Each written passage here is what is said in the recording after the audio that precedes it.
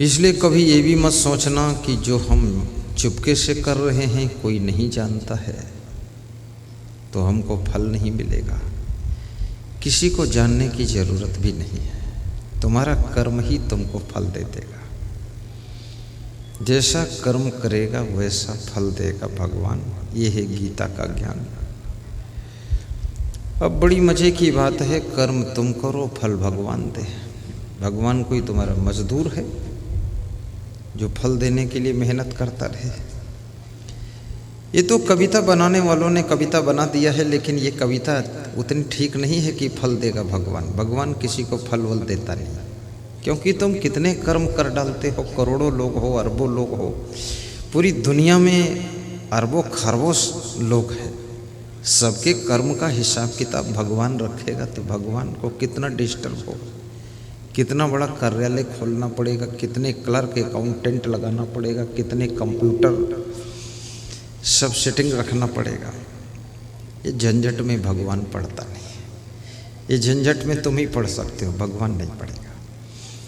तुम्हारा कर्म ही तुमको फल देता है, और कर्म के रूप में फल नहीं देता है, कर्म भाग्य के रूप में फल देता है। और भाग्य थोड़ा सा देर लगती है आने में, टाइम लग जाता है।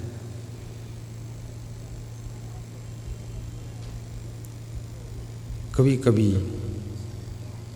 इस जन्म के कर्म का फल अगले जन्म में मिलता है, और कभी कभी आज के कर्म का फल कल मिल जाता है, कभी कभी 1 साल बाद मिलता है। हर कर्म बड़ा विचित्र होता है, और वो विचित्र कर्म अद्भुत फल लेकर आता है। यदि तुमने अपने बाप से गुस्सा किया है तो उसका भी फल बनता जा रहा है। तुम सोचते हो हमने अपने बाप को शान दिखा दिया है, शान नहीं,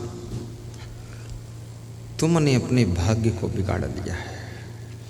जो बहुएं सासू से बहुत नाराज हो जाती है, वे समझती है कि मैं बहुत बुद्धिमान हूँ, ये ओल्ड मॉडल की सासू की क्या ज़रूरत है।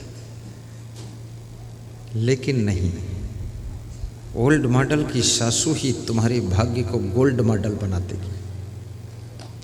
गोल्ड मॉडल, अगर गोल्ड मॉडल बनना है तो ओल्ड मॉडल सासू का सम्मान करना पड़ेगा।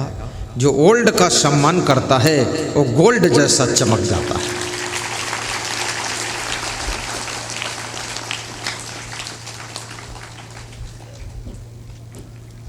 इसलिए वर्तमान में जितनी सासुएं हैं वे सब बहुत कमज़ोर हो गई है, क्योंकि बहुएं जो है कनक भूधराकार शरीरा, समर भयंकर अति बलबीरा।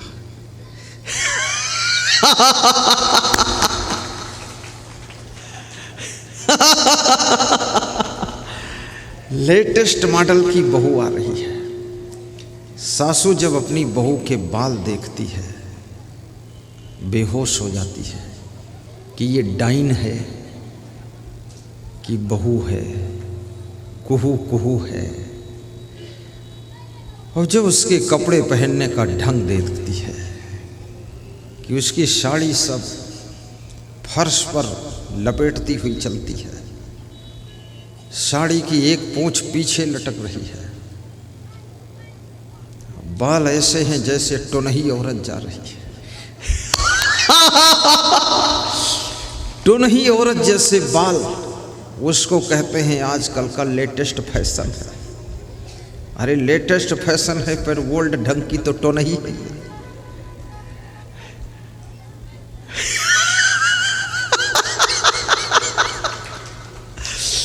सासू ये देखती है तो उसकी सांस थम जाती है। और बहू के आने के बाद ज़्यादातर बेटे में भी परिवर्तन हो जाता है। 99% बेटे बदल जाते हैं, क्योंकि बहू मायके से ऐसी संजीवनी बूटी लाकर सुघाती है अपने दूल्हे राजा को फिर बिल्कुल बेहोश रहते हैं 50 साल तक।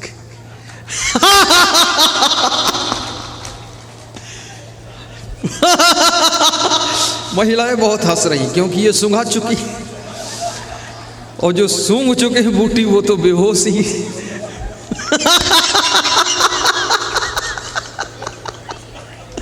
बहुत हालत खराब है।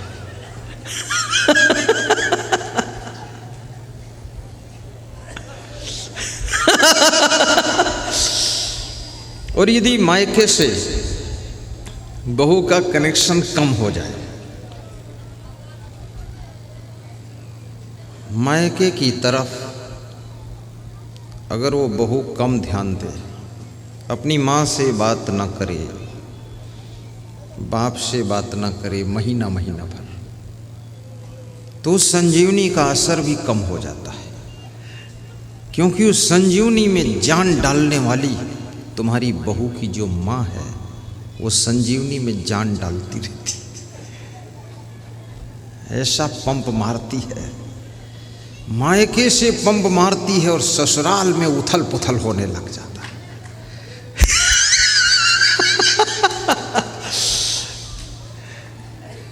लोगों की दिल की गहराइयों में बात छू रही है। हमारे साधुओं में भी यही होता है। साधुओं में जो साधु अपने घर से परिवार से कनेक्शन काट देता है, तो गुरु को भी शांति रहती है, शिष्यों को शांति रहती है। जो शिष्य अपने घर से हर सप्ताह में एक बार बात करता है, हेलो पापा पे, मम्मी में, भाई बहन, मैं तो हूँ, ऐसे करता रहता है गधा। वो गधा वहाँ से ऐसा इंजेक्शन मरवाता है कि गुरुदेव भी बेहोश हो जाते हैं।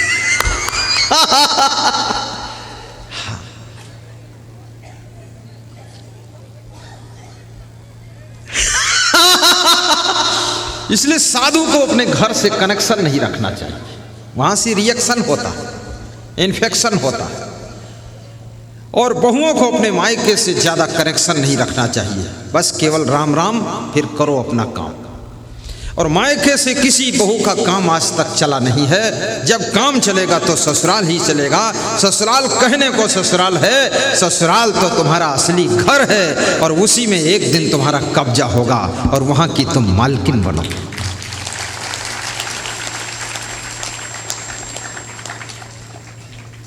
इसलिए ससुराल को बहुत अच्छे ढंग से संभालिए, क्योंकि मायके में शासन बदल चुका है। कांग्रेस सरकार हट चुकी है, भारतीय जनता पार्टी आ चुकी है। वहाँ तुम्हारे भाई की पत्नी आ गई है, तुम्हारी भाभी आ गई है, शासन चेंज है। तुम्हारी माँ का शासन वहाँ कमज़ोर होता जा रहा है, और वहाँ तुम्हारी भाभी भड़भूजा लेकर खड़ी है। और भाभी कभी नहीं चाहती है कि मेरी ननद बार बार मायके में एंट्री करे। भाभी बिल्कुल बैन लगाती है, बैरियर लगाती है, टोल टैक्स लगा देती है कि आना मना है।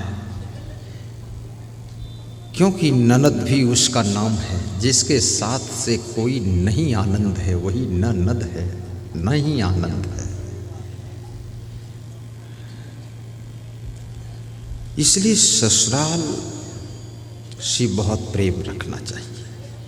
साधु बनो तो गुरु से बहुत प्रेम रखना चाहिए, क्योंकि घर तो त्याग कर दिया है और गुरु को ठीक से पकड़ नहीं पाए, तो बीच में कहाँ लटकोगे लटकू राम बताओ।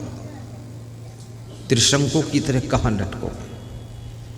बंदर भी एक डाल से जब कूदता है तो दूसरी डाल पक्के रूप से तय कर लेता है, ये डाल मिल जाएगी, तभी इस डाल को छोड़ता है, उस डाल पर जाता है। तुम बंदर से भी गए गुजरे हो, घर की डाल को छोड़ दिया और गुरु की डाल मजबूती से पकड़ नहीं पा रहे हो। मायके की डाल छूट गई और ससुराल की डाल पकड़ में नहीं आ रही है, तो तुम कहाँ भटकना चाहती, ये तो बता दो मुझे। इसलिए वह बहु बुद्धिमान है जो ससुराल में जा कर के सासू को प्रेम करती है, सासू को धन्यवाद देती है और सासू के मुख की तरफ देखती है और मन में सोचती है, मुस्कुराती है, सासू एक दिन तो भी मेरे जैसे बहू बनकर आई थी, आज तेरी ये हालत हो गई और मैं भी बहू बनकर आई हूँ, 70 साल बाद मेरी यही हालत होने वाली है, वो तेरी शकल 70 साल बाद मेरे ऊपर आने वाली है। बहुओं, सासों का अपमान मत करो, क्योंकि थोड़े दिन बाद तुम भी माँ बनोगी और फिर बहुत शीघ्र तुम सासू बन जाओगी और सासू बन करके फिर दादी माँ हो जाओगी और दादी माँ जब बनोगी तो ओल्ड मॉडल हो जाओगी। चाहे जितना न्यू मॉडल हो, गाड़ियों में मैं देखता हूँ हर साल मॉडल बदलता है, कुछ न कुछ कंपनी वाले लाइट बदल देते हैं, लुक बदल देते हैं, कुछ बनावट बदल देते हैं, कुछ दिखावट जमावट बदल देते हैं, हर वर्ष मॉडल बदलता है। लोग कहते हम नया मॉडल लेंगे, लेकिन कितना नया मॉडल ले लो, 2019 में जो मॉडल तुमने लिया था नया, वो 20 में पुराना हो गया, क्योंकि 20 में और नया आ गया है, फिर 21 में और नया आने वाला, 22 में और नया आने वाला है। तो कितनी न्यू मॉडल की बहू हो, एक न एक दिन ओल्ड मॉडल तो हो ही जाएगी जब सासू बनेगी, दादी बनेगी। इसलिए ओल्ड मॉडल वाली सासुओं का अपमान मत कीजिए, क्योंकि एक दिन तुमको भी ओल्ड मॉडल ही मिलने वाला है, इसलिए उनका सम्मान कीजिए।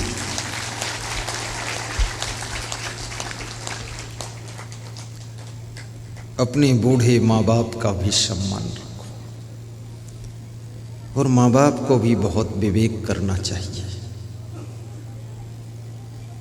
ज़्यादा विवाह भी मत करो, बेविचार तो बिल्कुल मत करो। भोग विलास में कुछ है नहीं, सिर्फ केवल मन की चंचलता है। राजा भर्तृहरि ने कहा है कि भोगा न भोक्ता वै वे भोक्ता। भोगों को मैंने नहीं भोगा है, बल्कि भोगों ने हमको भोगा है। गांधी जी ने कहा है शराब तुम नहीं पीते हो, शराब तुमको पीती है। शराब आज भी जिंदा है, लेकिन पीने वाले मर चुके हैं। शराबियों ने शराब नहीं पिया है, बल्कि शराब ने शराबियों को पिया है। शराबी मर गए, शराब नहीं मरी है। इसका मतलब शराबी ने शराब को नहीं पिया, बल्कि शराब ने शराबी को पी लिया है। जुआ खेल करके तुम सुखी नहीं हो सकते हो। युधिष्ठिर ने कहा है जुआ खेलने से बुद्धि भ्रष्ट होती है और भ्रष्ट बुद्धि का डिसीजन बड़ा कष्ट देता है। इसलिए युधिष्ठिर की दशा, द्रौपदी की दुर्दशा, पांडवों का अपमान, इनकी कहानी को याद करके जुआ खेलने की हिम्मत मत जुटाना। 56 करोड़ यादव शराब पीकर, शराब के नशे में आपस में मारपीट करके यमुना नदी में डूबकर मर गए थे। 56 करोड़ यादव हमें संदेश देते हैं कि कभी भी शराब नहीं पीना चाहिए। शराब पीकर कोई बलवान बन नहीं सकता, जुआ खेल कर कोई धनवान बन नहीं सकता, बिना पढ़े लिखे कोई विद्वान बन नहीं सकता, और सत्य नियम है जगत का, बिना गुरु कृपा के कोई महान बन नहीं सकता, महान बन नहीं सकता। गुरु की कृपा की जरूरत है।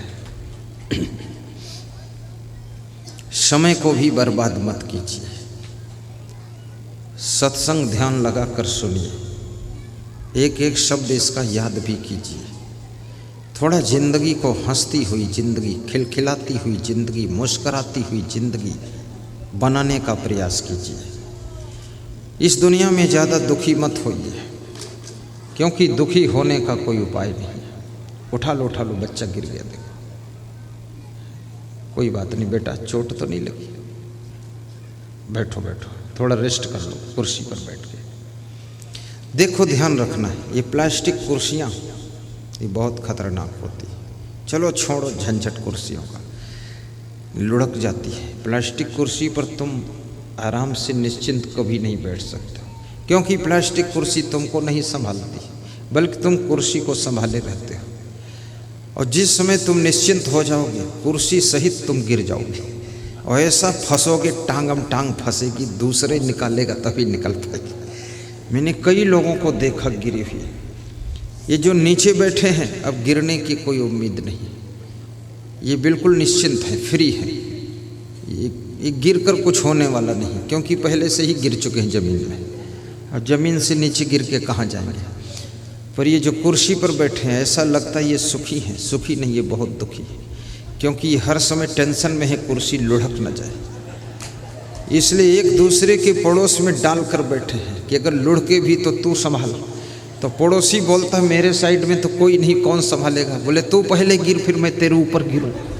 हाँ, ये बहुत हाल खराब है कुर्सियों का। बैठ जा हेम प्रकाश, सुनता रहे कहानी।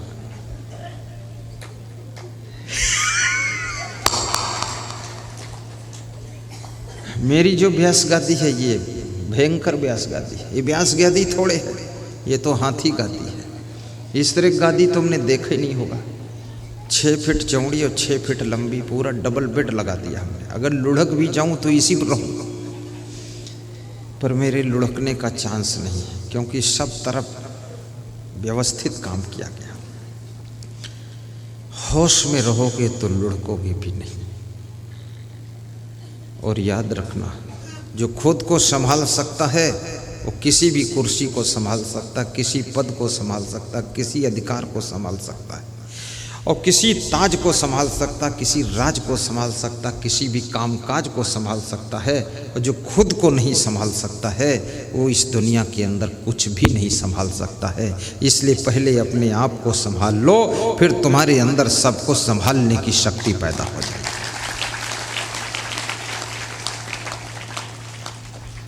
ठीक बात है। चलना संभल संभल के माया न कर जाइए।